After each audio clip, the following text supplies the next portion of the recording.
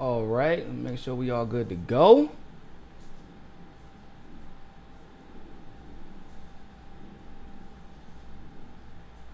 We straight, we live, we Gucci.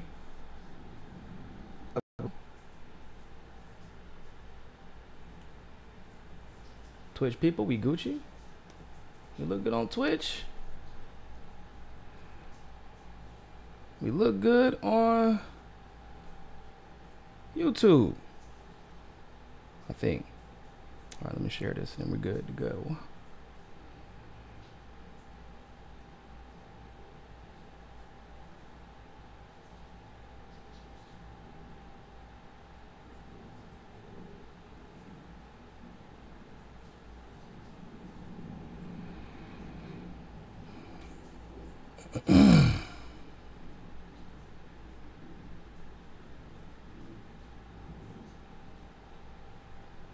Page.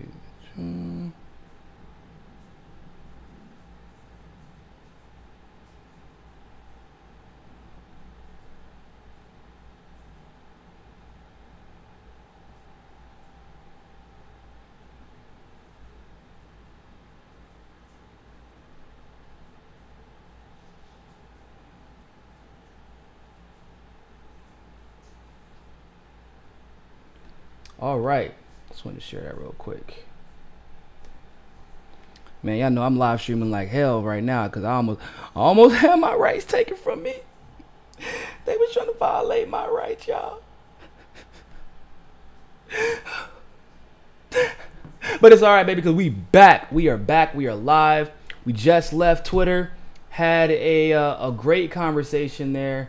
In all seriousness, it was fun. We just did a call-in show. Give me a second. Let it clear up something before we get started. Boop, boop, boop. By the way, I make sounds every time I do something, just in case you're wondering. Let's start giving.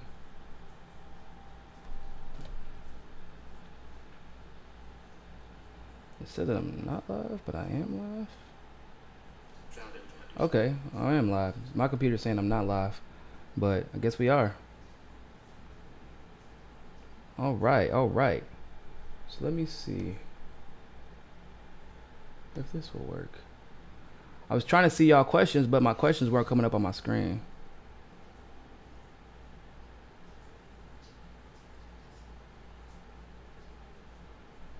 This is starting. This is starting in case people were just not joining in.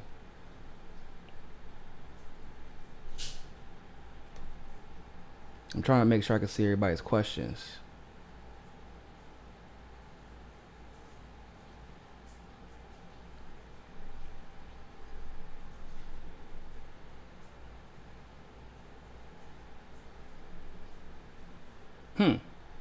It says that my output is low. As y'all can see me, then I'm good with that.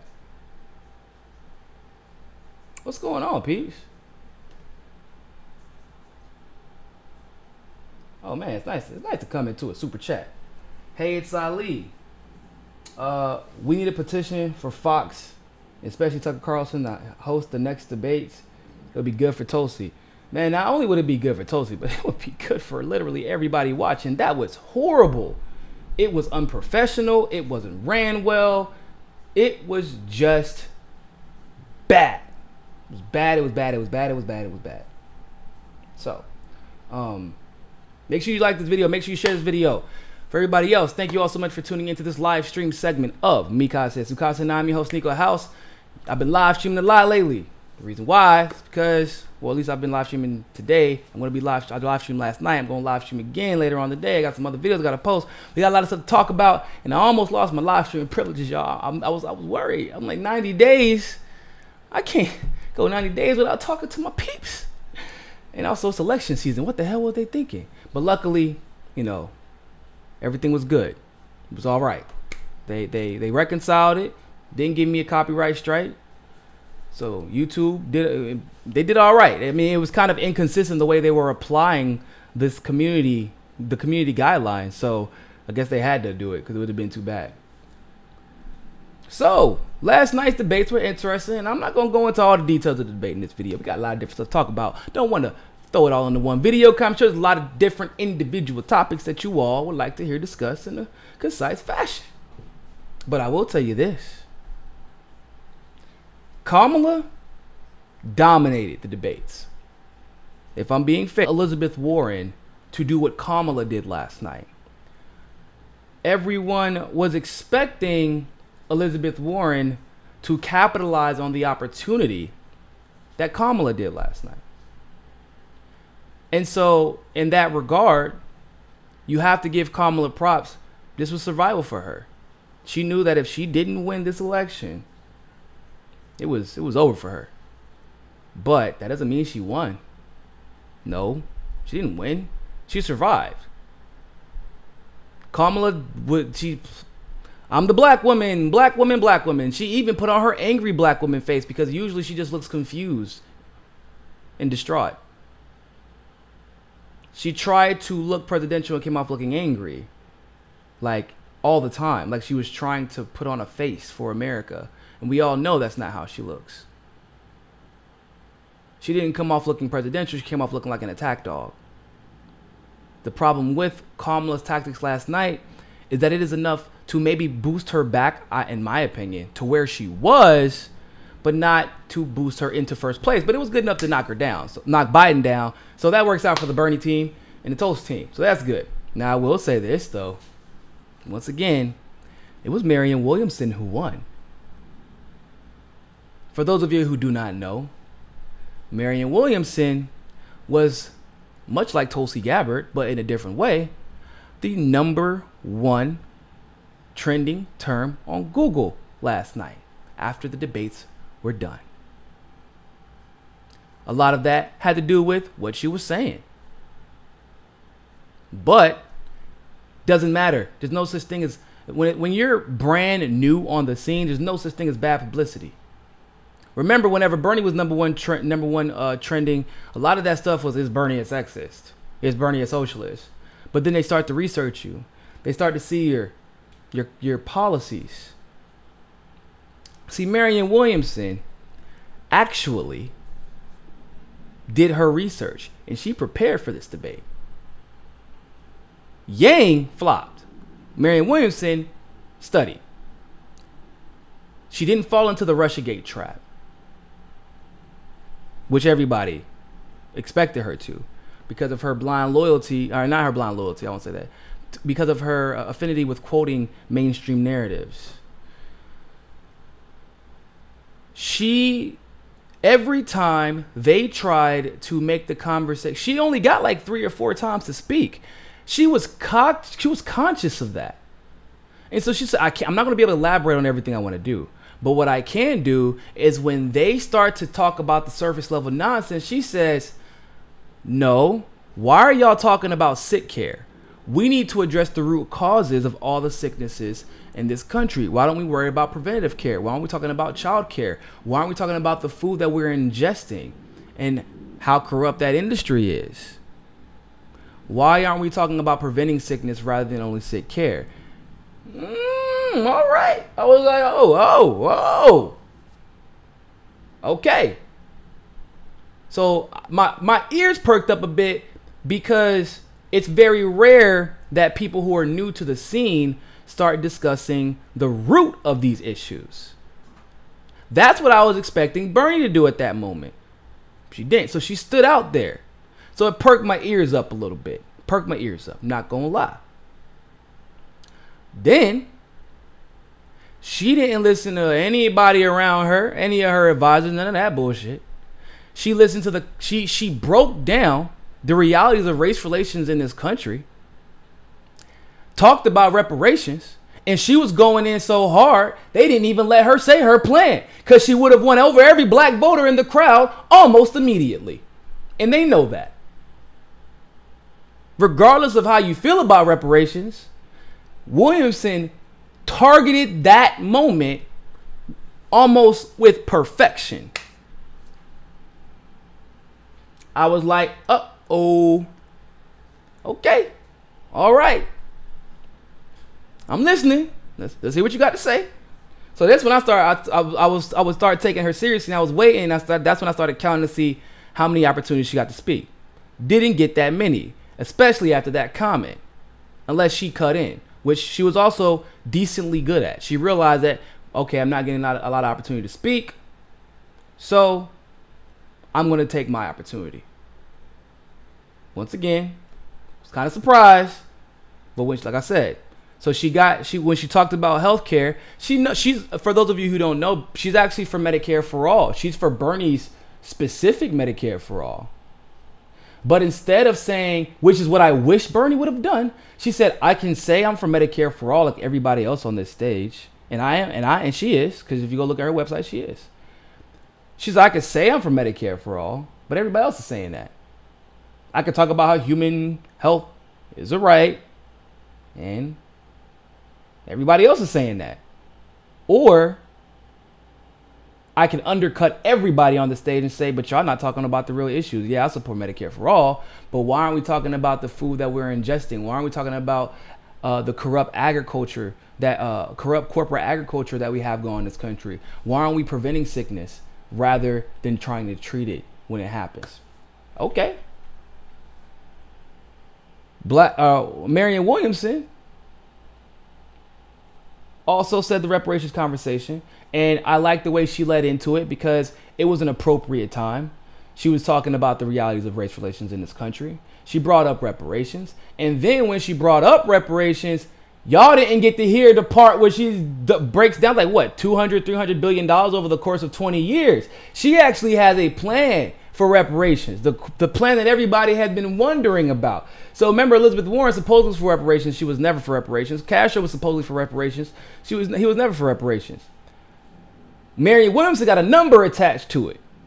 They didn't let her say it because of the reality of how delicate the black vote is right now, how they've made that conversation about reparations in the mainstream so important, but have never substantively addressed it. Marianne Williamson at first never had a number on reparations. That's a recent thing.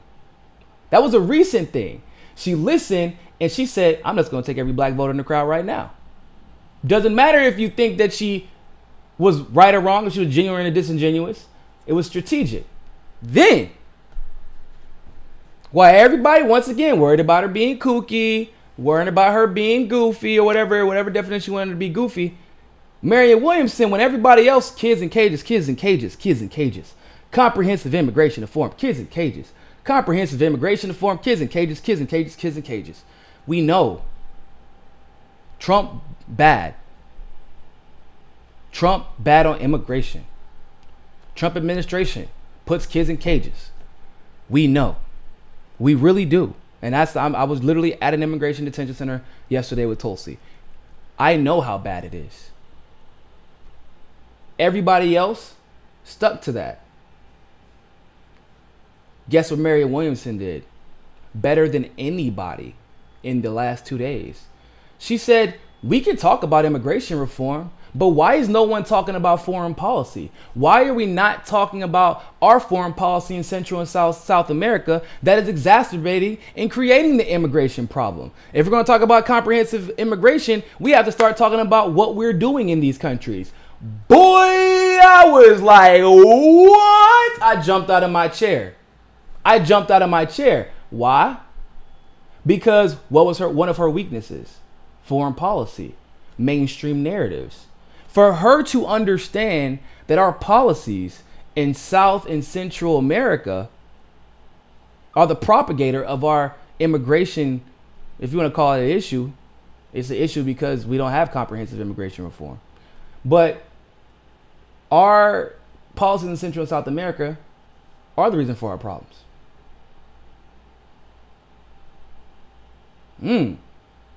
Interesting. Once again, and y'all know I got all my love in the world for Bernie, but this is legitimate. This is something I'm gonna talk about later. Why didn't Bernie say that? Bernie knows this. Bernie knows this. But he didn't want to sound too off of the mainstream. Marianne Williamson took a step back and looked at the bigger picture. She said, I have to say everything I can to remain in this election. And she let the rockets off the chain. Brought up reparations, was about to talk about her plan, and they cut her off on purpose. She said, our foreign policy is responsible for our immigration. Stop trying to put a Band-Aid on an issue that requires surgery. Or amputation, really. Okay.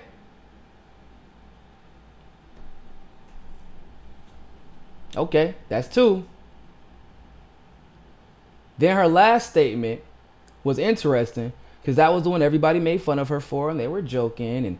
But then I laughed at it. You know, I laughed at it. I wasn't laughing like making fun of her. I laughed 'cause I'm like, oh, that's cute. Not like it was a condescending laugh when I said it. But then when I thought about the shit, and I was like, why did I laugh at that? Because she talked about actual foreign policy, one of Trump's main issues, and how we need to pull out of those countries and stop involving ourselves there. She talked about reparations for black people in a substantive way, educating and reminding the world of troubled race relations, when really everyone else kept talking about themselves. I'm black and look at what I've went through. I'm black and look at what I've went through. I'm in a black neighborhood, look at what I've went through. Look at what I've seen. Look at what I've done. Look at all my people. Look at my family, my father, my mother. She said she removed herself completely out of that situation and said, we have to face this. You notice that Marianne Williamson didn't give one sob story. Not one time that entire evening did she make it about herself. And somehow, some way, she got through it and gets to the end and makes that statement. Oh yeah, real quick. And she said that once again, the comment of when everybody else was trying to jock Bernie style, I'm for Medicare for all. Well, I'm for a public option. I'm ACA. Well, I'm Medicare for all, ACA. Getting into the semantics of something that, like, it's either you're for Medicare for all or you're not. One. So that's the first thing. But then they wanted to break down the semantics of things you cannot possibly discuss until you sit down at a policy table and hash it out. But that was to muddy the waters. Marianne Williamson saw it coming and completely undercut them without a sob story. My father was sick one time. People die. No, she said, can we talk about preventative care? Can we stop with the sick care? And can we talk about our food supply and all the other issues that we know related to, like, Monsanto and things like that? Okay. But then that statement at the end, probably what put her over the top. Because I don't know if any of y'all were watching my Twitch stream last night, but I had the trends on live for a second to see what was going on. Marianne Williamson was trending up the entire debate. Then that statement at the end came, and like I said, I chuckled. I wasn't making fun of her, but it was like kind of, it was condescending. And I had to think to myself, why was I laughing condescendingly? Why did I was laughing like, oh, that's cute? What did she say that was wrong? Trump, I know what you're doing. You're weaponizing fear and hate. What's wrong with that? When Bernie says it, we don't laugh at it at all. She looks at him, said, I know what you're doing, and I'm going to meet you on the battlefield, and I'm going to defeat you with love. Tulsi says that we're going to win this battle with love and aloha all the time. Why don't we didn't laugh at Tulsi. We don't laugh at Bernie when he says Trump weaponizes hate and fear and racism. We don't laugh at Tulsi when she says we're going to win with love and aloha. But last night we laughed at Marianne Williamson because she said she wanted to lead with love. I don't believe you can honestly, with conviction, pursue the policies that, if you go to her website and the things that she talked about last night, you can't pursue the policies that, whether the policies she's advocating for, Bernie Sanders is advocating for, or Tulsi Gabbard is advocating for, without leading with love. That is something we sorely lack in this country, if we're being honest. So why did we laugh? Because she talks funny, because she's demonstrative. But this is what's funny about the whole situation. She probably watches my show, but somebody's been paying attention to politics over the last 4 years. America, wake the fuck up. Stop listening to these politicos. Start coming to me, Casa Sukasa, MCSC Network. We're going to take care of you. Marianne Williamson remembered what I've been preaching for the last 6 months. This is not a political election anymore. You can't win by appearing the most presidential. You can't win by being the most political. You can't win by being the most dominating in the debate. Marianne Williamson said, you know what? Fuck that. I'm going to be the truest, most kookiest, most goofy, demonstrative, over-the-top version of myself. And I'm going to tell my truth in the way that I know how to tell it, in the way that has got me here thus far, while everyone else panders. While everyone else pretends. And if people laugh at me for it, okay, they'll laugh at me. But I remember when they laughed at Trump. And he's the president now. And we still make fun of all of his mannerisms. We laugh at him on a regular basis. He talks about how great he is. And guess what? He gets to do all of this in the Oval Office because we're in a reality TV show. We're no longer in a political election. I remember when they laughed at Bernie. Y'all don't remember that. Some of y'all weren't around that. 2015, they laughed at Bernie. Made fun of his hair. Talked about how sloppy he looked. How he was always yelling. How he wasn't as articulated and well kept as Barack Obama. I remember all that. Some people forget. If you have not been paying attention, then you think that Kamala dominated and won the debate. No. Because guess what? Marianne Williamson just drove everybody to her website. And if you've never seen her website, I suggest you go do it because she might win some people over.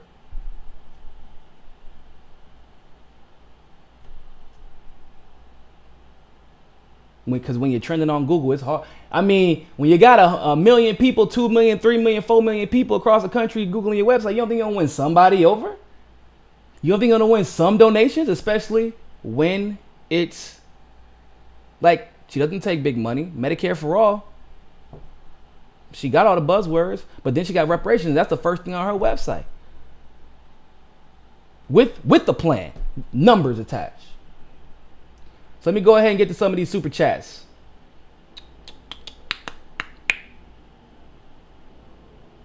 Ruben Masagua, thanks for the super chat, bro. Marianne Williamson didn't get to speak much to policies. Well, yeah, that's true. And you know what? Tulsi didn't get to speak much to policies either. And the reason why is because they didn't get enough time to speak. And I will say, and y'all, obviously I'm a Tulsi fan. And this Marianne Williamson, what she did is what I wanted Tulsi to do. Okay, you got to pivot. You see they're not going to let you speak. So you talk about your ethos. You critique them where they should be critiqued. And you do what you can while bolstering the policy that means the most to you at that time. And you make a spectacle of your goddamn self if you have to. But make sure people notice you. Because when you are unknown, there is no such thing as bad publicity. So now people are going to know her policies because they're going to go to her website. Just saying. It's not everybody's strategy isn't the same. That's why I did debate breakdowns and I did separately Marianne Williamson and Yang, because everybody has different ways to win that debate. Bernie could have won it a different way. I'm going to talk about that later. Biden couldn't have won it if he wanted to. But yeah. Hey, it's Ali. Got to embrace love, Nico. That's how we beat Trump. That's facts. The world is not all fucking flowers and rainbows. But nobody believes that. But is it got to be hellfire and brimstone? Does it? I mean, honestly. It's the how else? You know who you fight for your hardest? Your kids. Why? Because you love them. Your brother, your sister, your mother, your father, your neighbor, your best friend.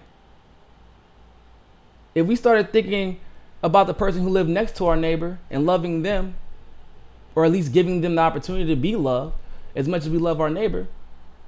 Hey, I don't know you like that, man, but I just want the best for you. I want you to have the same opportunities that I have. How do we not win like that? In all seriousness, when the policies match up. Because one thing, we're just talking about platitudes. We're not. We're talking about Medicare for all. You have to have, not only for yourself, you have to have empathy for the person who can't afford their insulin. To fight for that for them. I have TRICARE. I'm good. I walk into the hospital, I walk out of the hospital, and it is free. But what is the thing you hear me talk about almost more than anything else other than foreign policy? Medicare for all.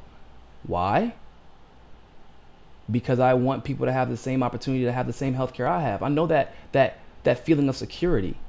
And I want everybody else to have that. I don't freak out when I think about the possibility of going to the emergency room. I want other people to have that. That's how we should all be. For all of the people who are around us. I talked about reparations today on my show. When somebody says, oh, what about Native American reparations? Yeah, absolutely. If anybody probably is owed more money than black people, it might be Native Americans. So what? What's your point? What about women? Yeah, absolutely. I believe that there should actually be a federal, I don't know what you would call it, not maybe a grant or a stipend, maybe 1% to 2% on every woman's paycheck until we catch up for the last 100 years that they have been paid less than men. I believe that. Okay, so what? So we can't do all those things at once, but we can fight 18 wars at once. Oh, okay. You know why? Because this country does lead with hate. So it's easier for people to ingest and internalize fighting 7 wars at once. They can easily see that. They can easily understand that. Because our country is led with hate. So whenever we do more hate, it's easy to understand. They can wrap their mind around it. But when you're doing something purely out of altruism and out of love and respect for your fellow man or woman, all of a sudden in America, it doesn't compute. It doesn't compute. Oh, what the hell's going on? No, we're not supposed to do that. That's not right. That's not right. No, we can't do that. Why? Why can't we do it? Because you've been programmed with hate rather than love. Some people think they have love. Having love for your family, that's just selfishness. It's like I have love for the people around me. Okay, cool.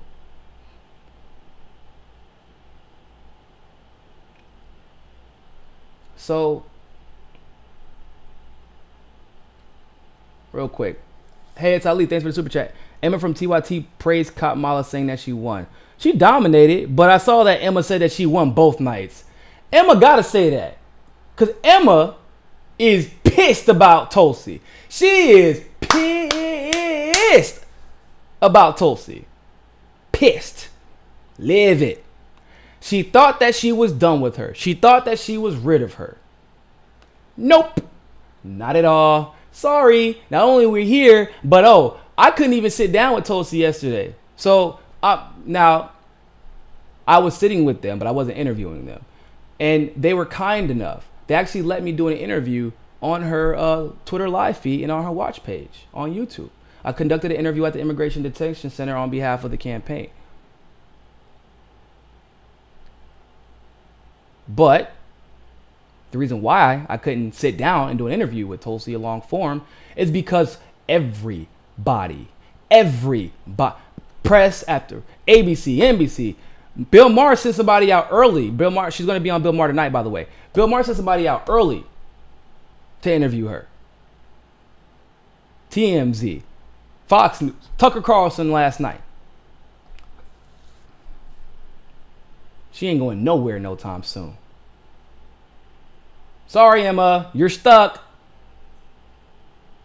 A.R. Henderson, thanks for the super chat. Thanks for the super chat. Jennifer, I loved our chat too. Membership, you mean for Patreon? I'm assuming you mean Patreon membership. I will do that.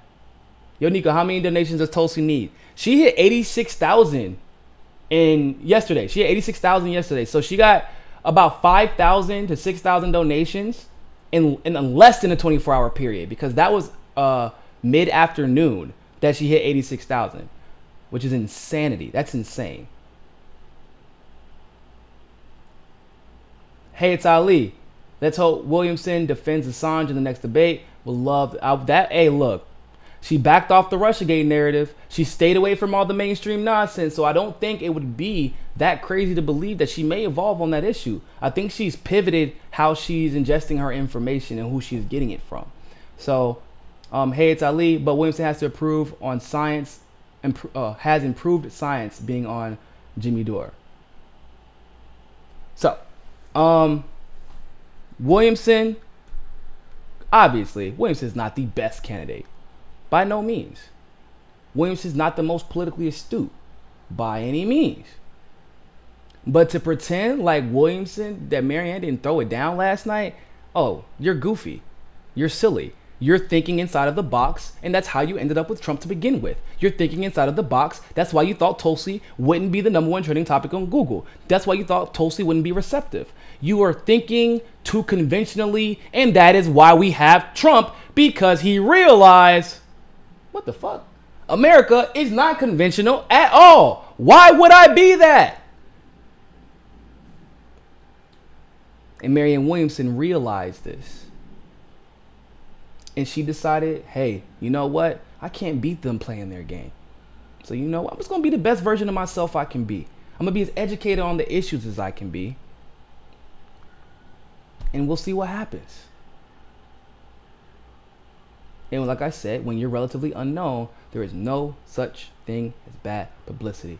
And Marianne Williamson reminded us of that last night. So with that being said, people, I'll see you a little bit later on this evening. Make sure you check out my last live stream of Tulsi Gabbard trending #1 on Google.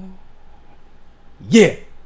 You know, I told you it was coming, didn't I? I'm going to be releasing videos about Bernie's performance, about some of the experiences that Tulsi had to deal with while they were suppressing the hell out of her. And then there's just a bunch of stuff that has happened since the debate that we're going to cover as well. So with that being said, thank you all so much for tuning into this live stream segment. Remember, more than anything else, people, find your balance. Peace.